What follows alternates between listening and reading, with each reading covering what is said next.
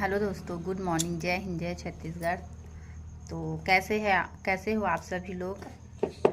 आशा करते हैं आप सब बहुत अच्छे होंगे और हम भी बरसात में बहुत अच्छे हैं। पोयल जाओ कि दरवाज़ा खोलना ना, जब बंद हो जाएगा तो। नहीं मम्मी, खोल देना बेटा। तो चलिए, आज मैं आपको बताने वाली हूँ महिलाओं के साथ होने वाले कड़वा सच। बहुत लोगों के साथ होता है वैसे, और मेरे आसपास है ऐसा, इसलिए मैं आपको बता रही हूँ। एक बेटा और एक बहू में कितना अंतर किया जाता है, मैं ये बताती हूँ। बेटा अगर अपनी वाइफ को ज़्यादा महत्व दे, ज़्यादा उसका कहना माने, तो ये बोला जाता है कि मतलब लड़की बड़ी चालू है, पढ़ी लिखी है, या बहुत ज़्यादा ओवर स्मार्ट है, जो अपने पति को अपने कब्जे में रखती है और अपने इशारों में नचाती है।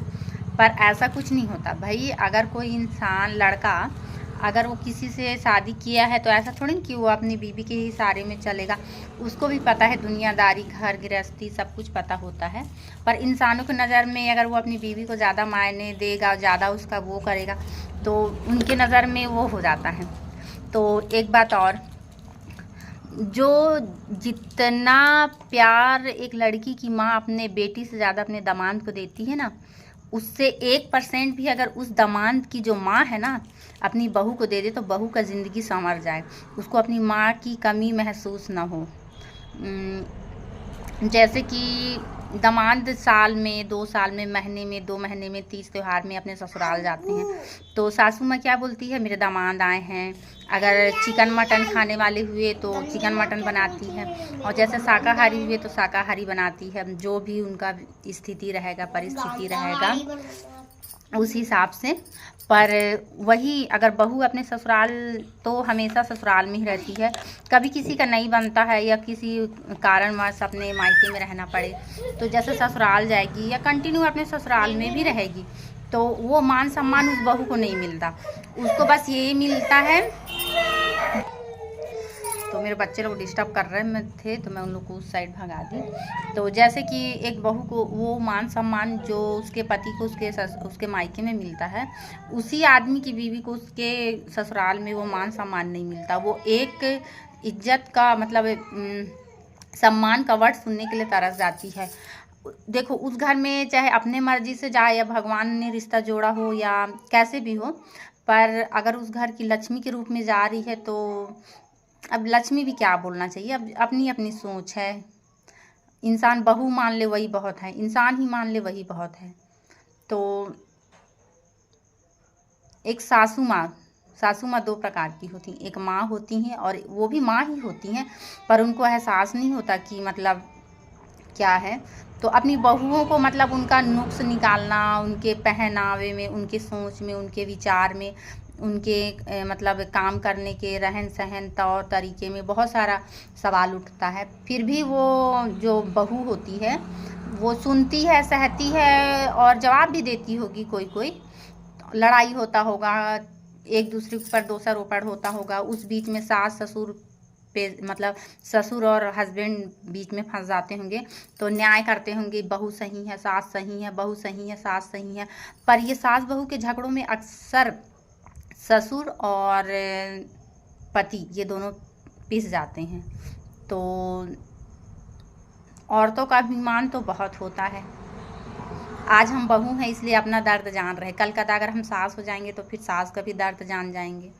तो समझना चाहिए, अगर तुम्हारे बेटे को कोई सामने वाला, वो आपका बेटा भी नहीं है, पर अब उसकी बेटी का पति है करके इतना मान सम्मान दे रहे हैं, कभी 2 बात कुछ नहीं बोलते, तो आप भी कम से कम कुछ कर नहीं सकते तो कम से कम मान सम्मान नहीं दे सकते, तो मुंह से कड़वा शब्द ही ना निकालें।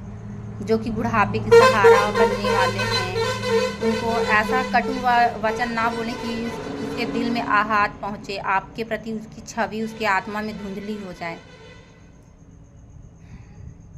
तो ऐसा होता है ज़िंदगी। सोचो तो बहुत सागर से भी गहरा है, ना सोचो तो ऐसे बोलते हैं ना, टिकरा का पानी, घाट घाट का पानी, वैसे है। तो ज़िंदगी सही में बहुत ज़्यादा विचार करने लायक है, नहीं है, मेरे को नहीं पता। पर क्या बोलना चाहिए, पर वर भी मेरे लिए कम पड़ रहा है। मेरा कहना ये है, जब हमारे माँ बाप, लड़की के पक्ष के माँ बाप अपने दामाद को इतना अच्छे से रखते हैं, बोलते हैं, बात का ज़्यादा बात नहीं होता है, ज़्यादा आना जाना भी नहीं होता है। लड़के लोग ज़्यादा अपने ससुराल आना जाना पसंद नहीं करते, पर हमको ज़्यादातर मायके ससुराल में ही रहना पड़ता है। पर सास ससुर देवर देवरानी हर चीज़ का सुनना पड़ता है, सहना पड़ता है। सहना सुनना तो अलग बात, प्रॉपर काम करो, जो काम है घर का, बनाना खाना, खेती बाड़ी नहीं है तो कुछ संभालने वाला काम, वो उसके बाद भी बात सुनने को मिलता है ना, तो मन रोने का करता है, मन करता है कुआं में कूद के जान दे दें। पर कुआं में कूद के जान देने से उसका सल्यूशन या उसका समाधान तो नहीं निकलने वाला। तो और ये सब चीज़ को बोल के रख के कि मैं सही हूँ, सास बोलेगी कि नहीं मैं सही हूँ, बहू बोलेगी नहीं मैं ये सही हूँ, तो उस बीच में क्या है, टकराव हो जाता है दोनों के पक्ष में। तो वो फिर घर का जो माहौल होता है ना, तनावपूर्ण हो जाता है। फिर आपके घर में आप क्या, कोई बाहरी कोई इंसान आके नहीं रह सकता। तो इसलिए अपने घर का माहौल ऐसे बनाइए कि कोई बाहरी इंसान आके आपके घर में रह सके। उसको कुरुक्षेत्र ना बनाइए, या कहा सुनी का एक मंच नहीं बनाइए कि आप भी दूसरे के घर से आए हो, हम भी दूसरे के घर से आए हैं। तो अगर ना पटे तो मुंह बंद करके रहो, पर ऐसे दिल चुभाने वाला बात नहीं करना चाहिए। चलिए, ज़िंदगी है, थोड़ी उतार चढ़ाव तो होती रहती है, और सबकी ज़िंदगी में होती है। जिसके पास सास नहीं है वो सास के ज्ञानों के लिए तरसती है, जिसके पास सास है वो सास के एटीट्यूड और उनके गुणों से परेशान है। कोई बात नहीं, देख लेंगे। और जहाँ तक हो गया, मेरा माइंड हो गया है बहुत सॉफ्ट बोलना चाहिए एकदम।